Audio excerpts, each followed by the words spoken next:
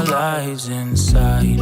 Either in traffic at work or close eyes. How about we all agree that it's way overdue to take back our lives? I can work wherever now. You can work wherever now. Take your guard and let it down, 'cause you can work wherever now.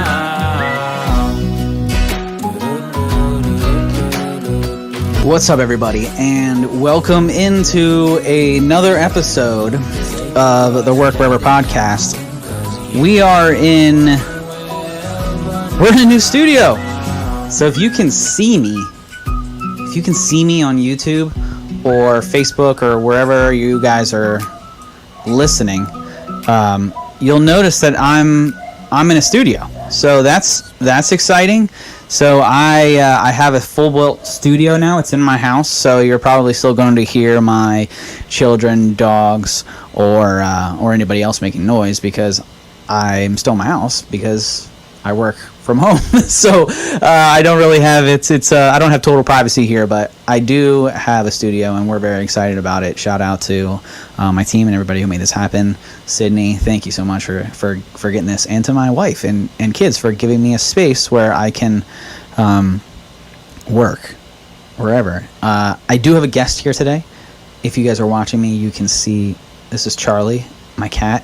He has made this studio his hangout over the last couple months that he has been that we've been building this thing together. So he has made it his home. So I figured, why not allow him to just kick it here with me for our first podcast while he sits here. So guys, today we're going to talk about the future of working wherever and what it means for potential cities, what it means for the way that we build houses, what it means for the way that we build communities. But also we're going to look at it from a sense of, has this been a trend? Like, is this bubble going to burst, or is this something that is potentially going to accelerate even more so than it already has? There is the resistance to go full remote. There are the old school train of thought people who believe that you should roll up your sleeves and get back to the office and put in a 9 or 10 hour day at the office, and that's the way that you have to work, and that's the only way that you can be productive.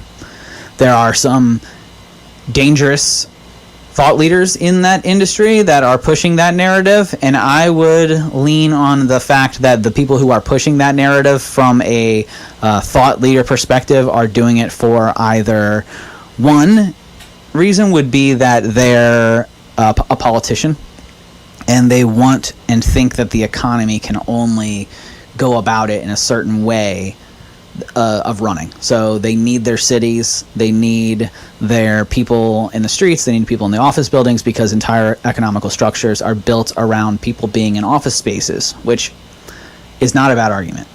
The second person who's saying that you cannot be productive from home are the managers who have spent their entire lives doing something a very specific way.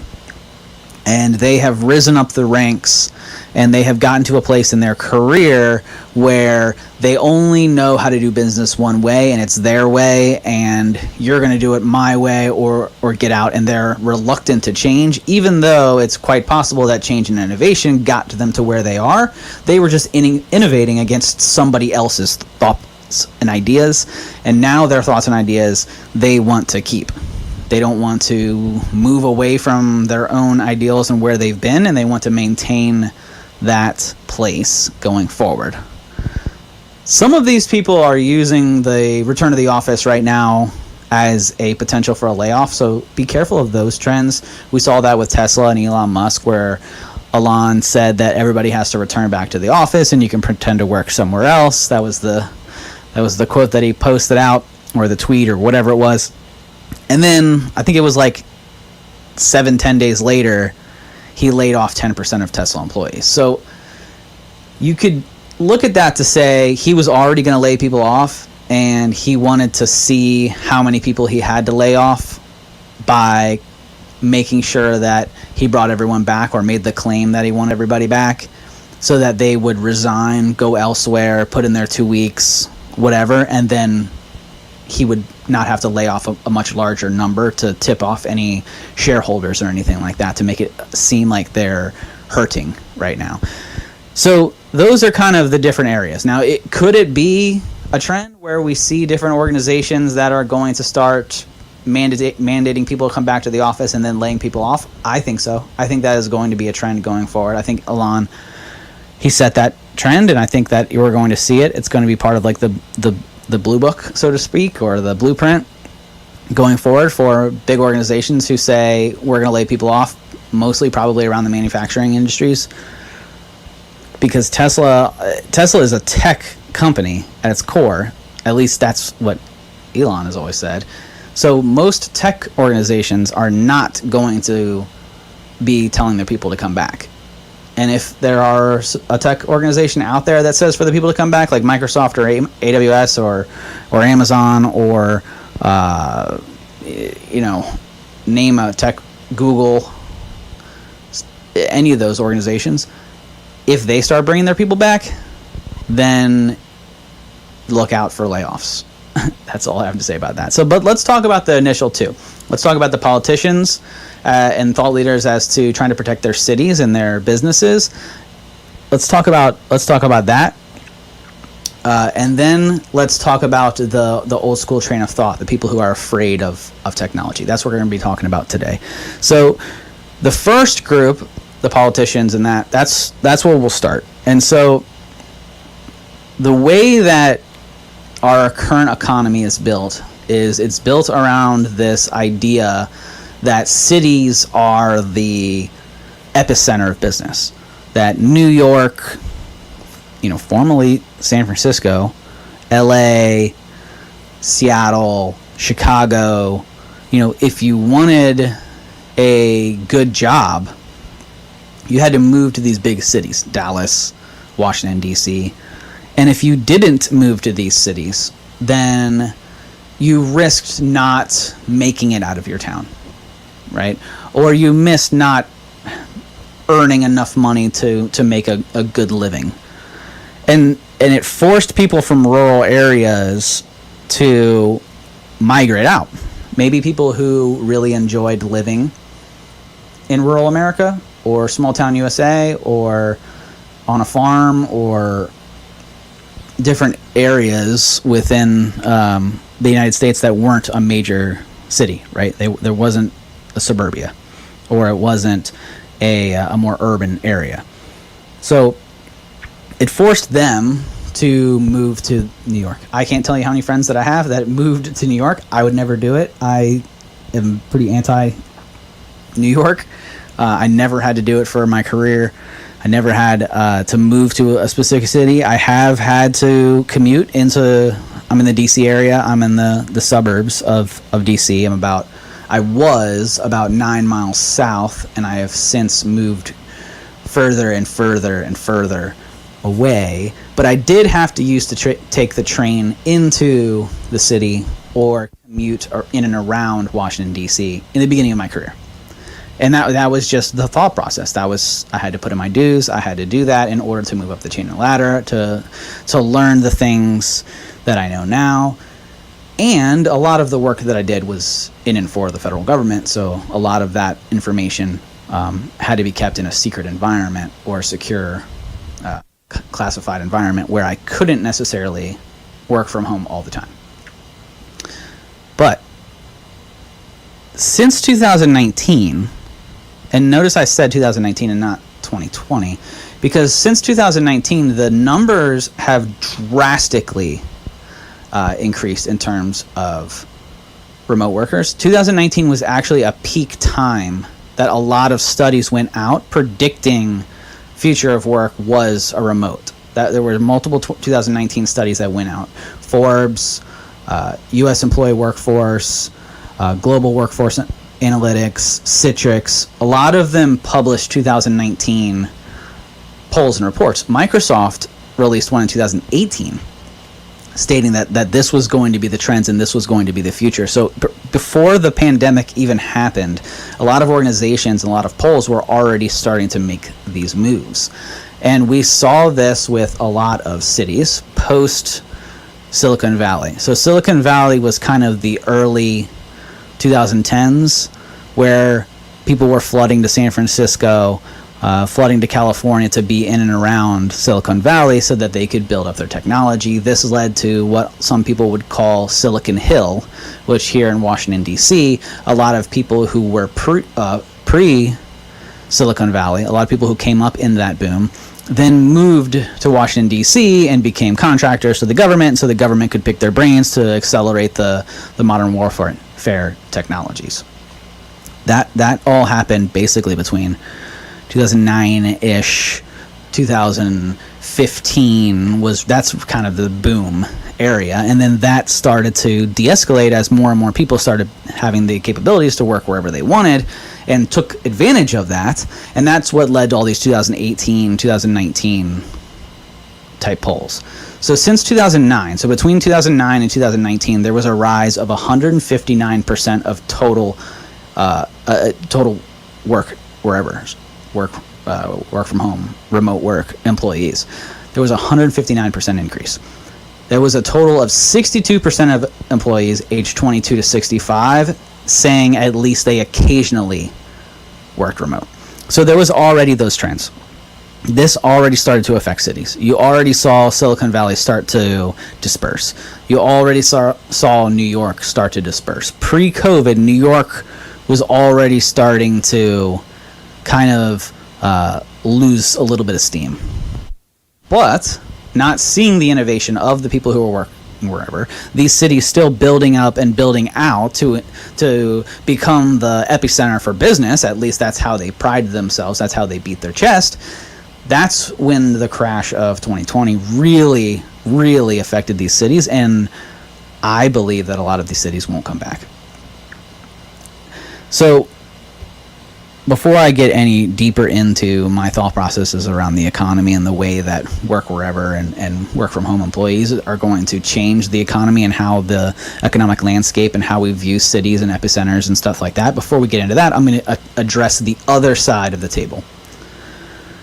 The other side of the table are the managers who have lived their entire lives a specific way, disrupting whatever the old processes were, climbing up the ladder, becoming in charge, building an entire career around doing it their way in a very specific way, and now they're faced with the potential to innovate or potentially lose control of what is happening. So they're grasping for what they know and grasping for what they understand.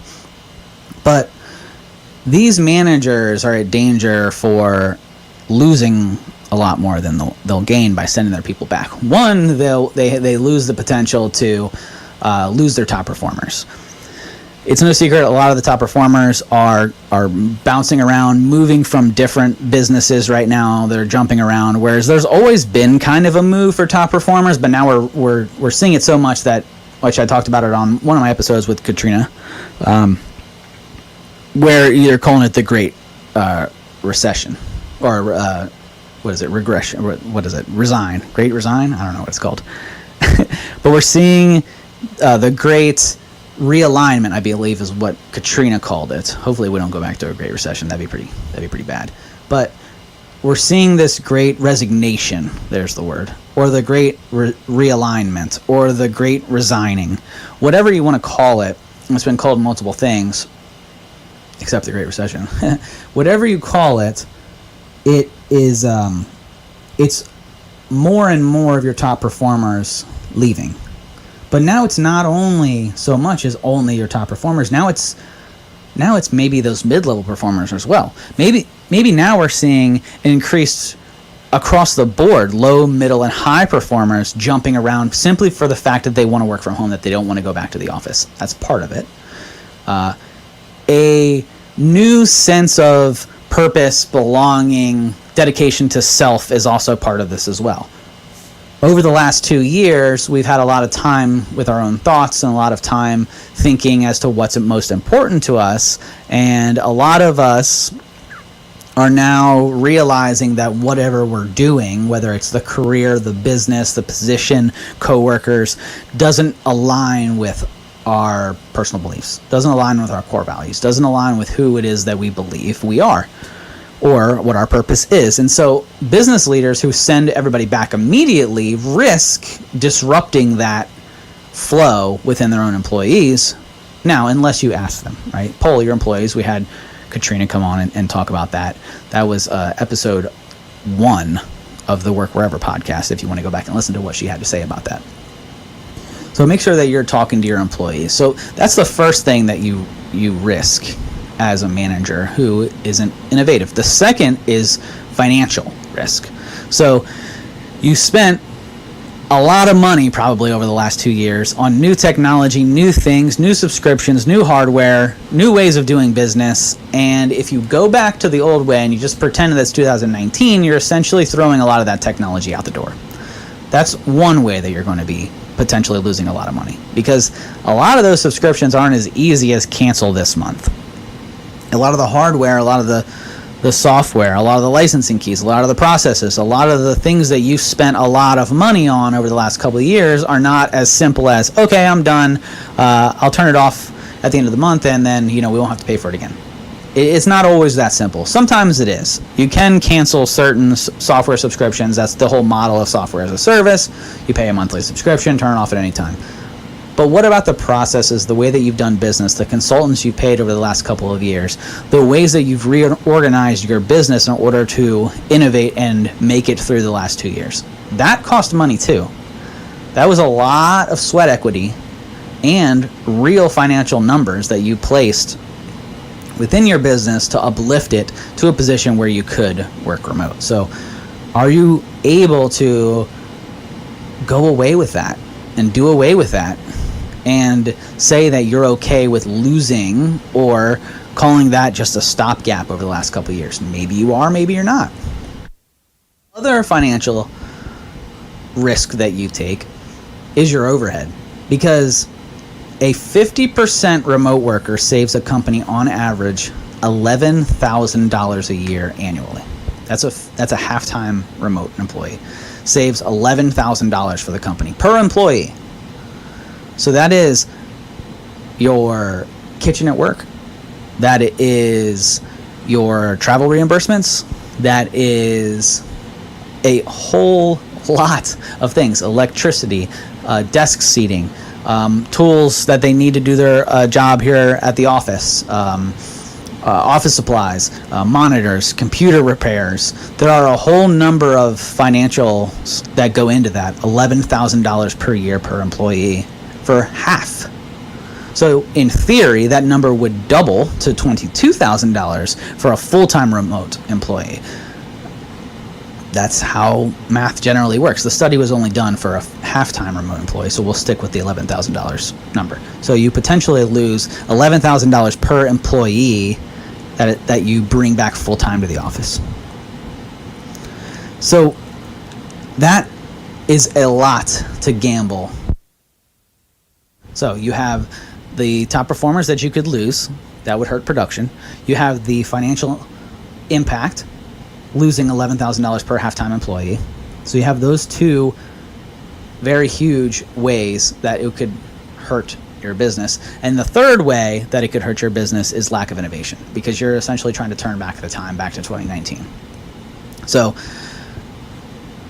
that is always a dangerous thing. You should be thinking of the next 5 years, not how you can get your business back to how it was in 2019. 2019 is gone. 2020 is gone. 2021 is gone. Guess what? 2022 is about to be gone soon. So you should be thinking about 23, 24, 25, 26, 27, right? Those are the next 5 years.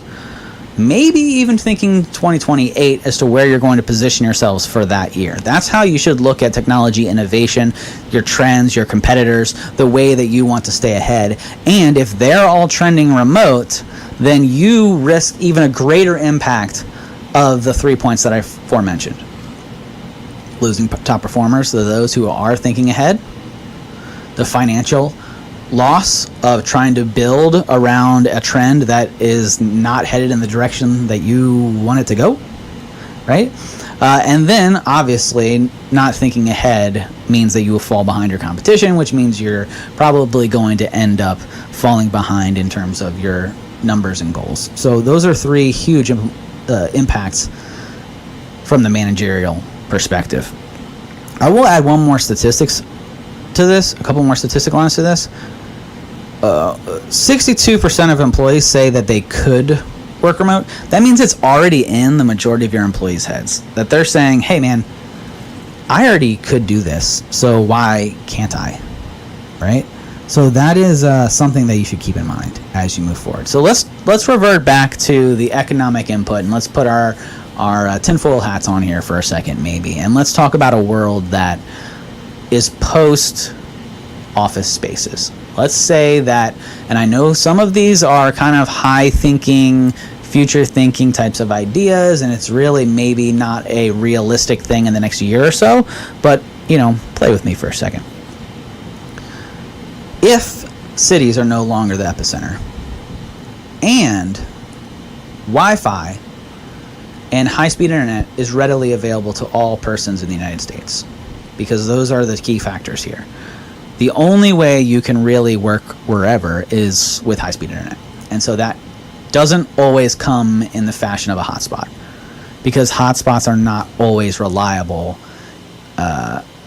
everywhere, which we're about to test a couple hotspots on our YouTube channel. So if you want to check those out, we are going to do a couple different tests using 3 different Wi-Fi methods.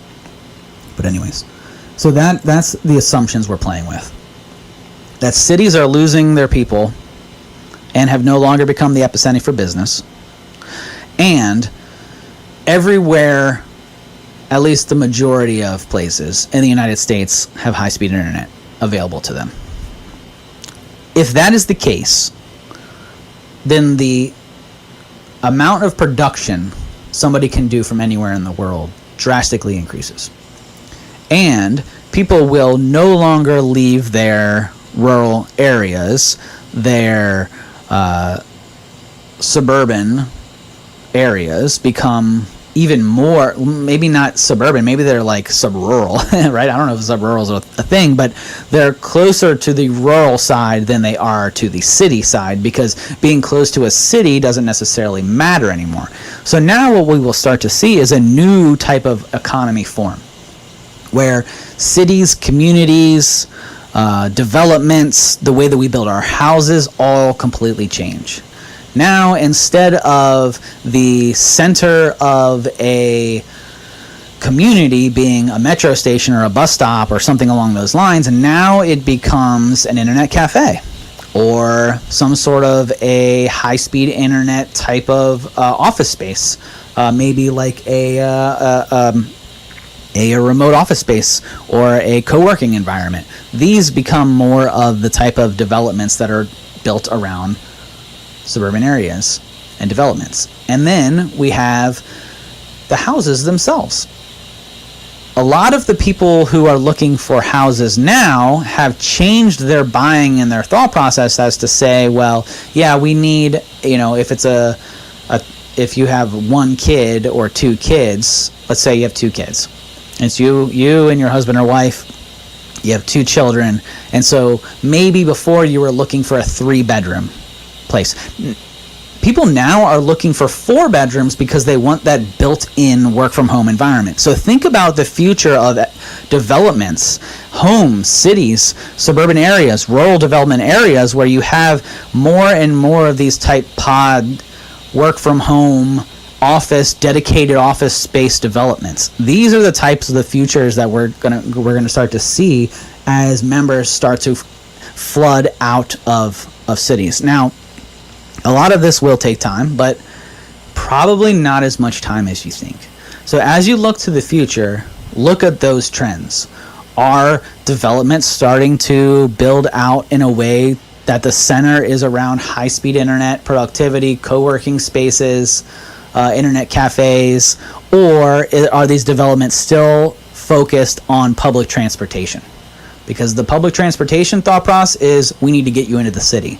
The co-working spaces, the high-speed internet developments, those are, you can stay where you are and be productive. 2 very different trains of thoughts. Look for those trends in your areas. So this will play very difficult for some of the major cities in the United States. We're already starting to see San Francisco have a really hard time. We're starting to see New York have a really, really hard time. And they're running these ads around, stay, come visit, do this, do that, to try and get people back to the cities. I just don't see it happening. I don't think that people are going to flood back to the cities. I wouldn't pay $2,000 to live in a 400 or 500 square foot apartment in New York. I never will. Never would, really. I never was a big fan of cities to begin with.